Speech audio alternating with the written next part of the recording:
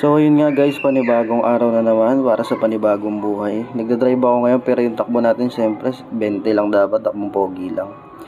So kung mapapansin nyo guys, napakaganda ng panahon pero sobrang init.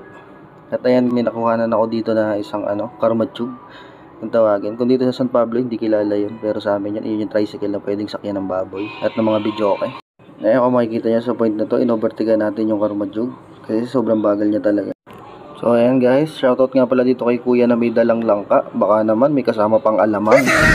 Ayan guys, meron tayo ditong nakuha na bomba ng bomba. Akala mo namang mauubusan ng daan.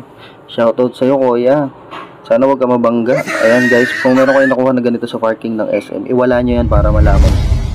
So ayan guys, nandito na tayo sa Here at SM. We got it all for you. Yeah.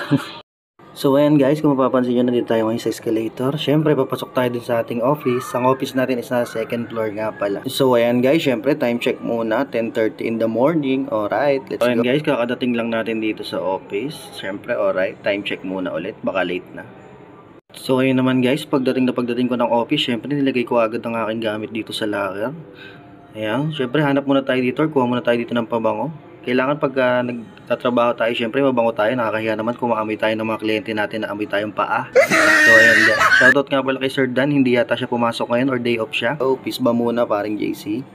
So ayan, pasok tayo dito sa loob. Tingnan natin kung sino na nandito. So ayan, nandito na naman yung ating tropang hindi na inaantok ngayon. Tulala na lang. So, shoutout sa'yo.